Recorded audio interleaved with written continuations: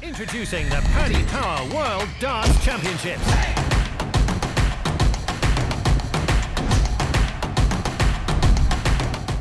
Ryan, many congratulations. Another straight sets win. Did that go exactly how you envisioned it? Yeah, so if you said to me before I went to sleep last night how you wanted the game to go, that was probably it. You know, you missed, a lot of doubles to make sets closer than they actually happened in the end, and I just felt I was pretty ruthless when it came to the finishing, and just happy to get the win. A 102.2 on average is your highest yet on this stage. You're also yet to drop a set. Your confidence must be at such a good point right now. Yeah, like I said earlier, when you say average 102 there, if you said I averaged 92, I'd have believed you. It just didn't feel like I was playing that well, but obviously, when you say that's good, and I just feel like I've got a lot more gears to go yet. Last year at the Switch Stars Trophy, you lost to Martin Schindler in the final. Was that the revenge you were seeking for? Not. Well, sort of yes and no. Obviously, you miss a load of doubles there, like I did in the final against him, and sort of let him win. But, I've said in a couple of interviews, I'd like to play him in another European Tour final and get proper revenge there. So hopefully down the line we can do that. And you've got James Hurrell in the next round. How much do you want to, firstly, make your first quarter final here, but also how much do you fancy your chances in that match? Yeah, you say that, but if you look at the way James Hurrell played last night, he played fantastic. I was keeping my eye on it a little bit. I saw he won the first set, and then he was 2-1 down, and I sort of switched off and came back and he was 3-2 up, and I thought, oh, here we go. But, if you can average 98 over 7 sets, and, that's a really high standard, and you need to play well to be able to beat that. And if it wasn't for the 1-2-1 and the 1-6-1, I think you'd have won that game pretty comfortably. So, yeah, I know I'm going to have to play well to win the next game. And, so I think it's probably, for both of us, the biggest game of our careers so far. Well played, Ryan. Cheers, thank you. Ryan, congratulations. Previous 3 years, this has been the nemesis round for you, and I know you made quite a lot of it when we spoke to you last time. Did you do anything different in the build-up to this one compared to the previous 3? No, I don't think so. I've lost some horrendous games in this sort of round before where I lost to Joe Cullen, I missed like 40 darts at a double and, stuff like that, and that hurts, and I was 3-0 up against the Sousa and lost 4-3, and, I sort of learned from those mistakes and where I went wrong, and, tried to put that right today. And, like I say, Martin sort of gave that to me, really. He didn't put me under any sort of pressure.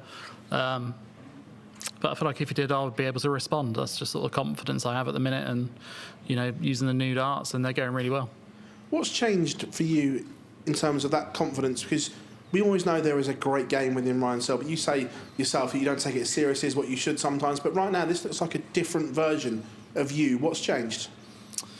I think obviously playing for £1 million sort of helps. If you can't focus yourself and get yourself prepared for this, then I don't think you should be playing the game. So I kind of joked to my grandparents about, they'd say to me about tournaments, and I'm just saying to them, like, I'm just focusing on the Worlds at the end of the year. It's $1 million that can change your life and make a massive difference to your rankings, and it's nice that that's going well at the minute, and I feel like I've got more gears to go. Do you think you're heading in the right direction again, because you were knocking on the doors of top 16, top 10 and so on? Do you feel that this is the right path again for you, that this time you're more equipped to go and do it? Yeah, I just feel like, because there's probably 2 people on the tour that care less than me, and one of them's Ryan Joyce and the other one's Gary Anderson. I don't think there's probably anyone else that cares less than I do. And it's just about focusing and getting your head right, and like I say, if you can't get your head right for £1 million at the end of the day, then you shouldn't be playing the game. And I've been, like I said, I've switched to the new darts in the last, I think I played at Minehead with them for the first time, and I played so well against Jermaine at the start of the game, and I just sort of fell off a cliff. I don't actually know what happened. I was absolutely flying. I don't know what I was averaging after the first sort of 5 legs, but just fell off a cliff, and I don't really know what happened there. But it's more about focus than anything else, and that's something I've always struggled with, is my focus, and something that I'm trying to work on, even in just my practice sessions. I was in the hotel on my own practicing last night, and just trying to stay focused in the sessions instead of just throwing and not caring, and it seems to be working. Cheers. Ryan, well done there. As you were sort of ticking off the sets and the legs, were you feeling that Martin was getting a bit frustrated, and is it difficult in that position because you've been there before? Yeah, like I say, I've been in that position before where there's not a lot coming back at me, and I've kind of let people back in and give them confidence. So I was determined not to let that happen again. But did you sense that on the stage from mine? Did you sense frustration from him? No, not really. I was so focused that I wasn't really bothered about what he was doing or his body language. I was taking a tiny bit of notice of what he was scoring now and again, but at the end of the day, I was just trying to focus on my own game because I know that if I play my game, then I'll win, basically. And James Searle next. I imagine ahead of yesterday, you would have been expecting, if you were to beat mine, it would have been Stephen Bunting. How much of a shock do you think that win was for James? I don't know if that's a shock for James because I think he's played well the whole tournament. He's been very solid and like I said earlier, I'm going to have to play really well to beat James, and it's the biggest game of both of our careers so far. Brian, well done on that win. Seems to be a lot of travelling German fans here today with Arnold Work and Gabriel Clemens also playing today. And there was a lot of noise in the walk, and did you feel that they could become a factor in the match? I mean, you've played Martin on the Euro Tour on the Germans. Yeah, it was a bit odd because at the start of the game they were cheering his name, and I thought, we're in England, not Germany, and they were cheering his name, and I don't know, it's kind of nice. You kind of try and quieten them down a bit, and I think I managed to do that, and they were cheering my name in the end, so that was all good. Some players seem to get affected by the crowd more than other players. What do you think your temperament is when the crowd maybe does go against you? Yeah, I think it probably depends on how well you're playing or not. I think if you're playing bad and you're missing doubles here and there, and they're cheering for your opponent, it's a hard place to be. It's like today, it's a Sunday afternoon, first game on, and it's packed in there, it's really loud, and it's difficult. And if I had sort of let him get away with winning a set there, the crowd probably would have turned on me and been cheering for him because they love an underdog, but just had to try and keep them quiet and play my game. I know before, when we spoke to you after your last win, a lot of the prep was Call of Duty with Luke Humphries. Has it been more of the same? And who gets the better of the other in that? Yeah, so we had a few games in the week. I'd say I'm a little bit better than Luke at Call of Duty, but I need to catch up in the darts point of view. Thank you, Ryan. Well played today. Yes, thank you. Congratulations, Ryan. You mentioned a change in equipment. What specifically has changed? Has it been shape, length? No, so it's just a completely new dart. They're the same weight, same shape, but just the grip is completely different. Obviously, this season, the first time I've ever won 2 titles in a year, and that was with the darts I was using before these. And I just felt like I need to have a little change because I was perhaps not putting the effort in on the practice board, and just that change made me go to the practice board and put a bit more effort in, and I think that it's showing in my game now. And I know that's the highest average you've had on that stage. Did that feel like the most complete performance? No, like I say, if you said to me that I averaged 92 there and he averaged 87 or something, I would have believed you. It didn't feel like I was playing that well.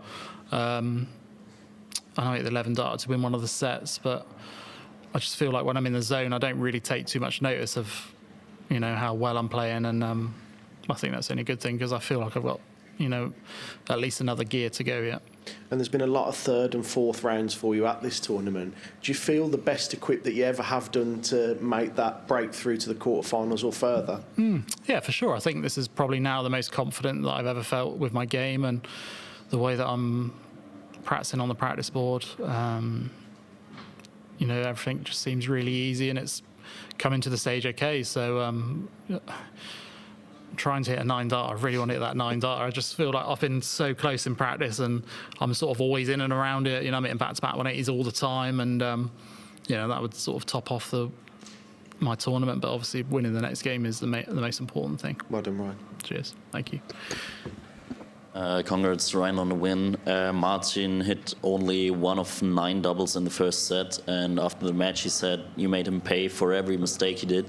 Was that the deciding point of the match today? Yeah, of course.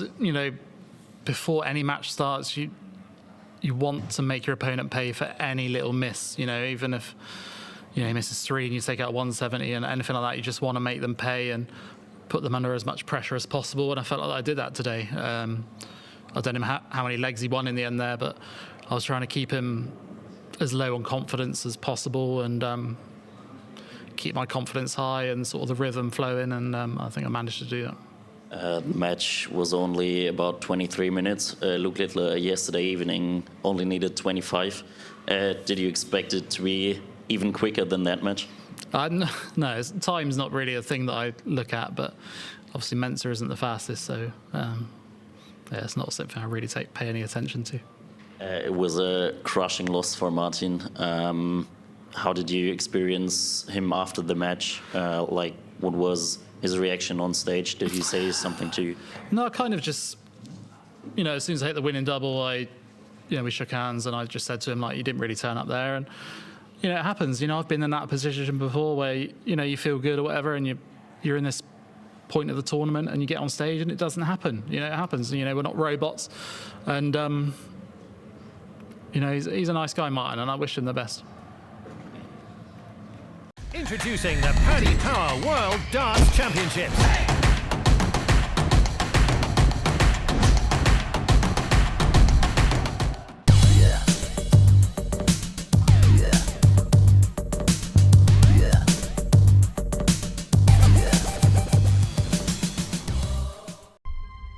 To change your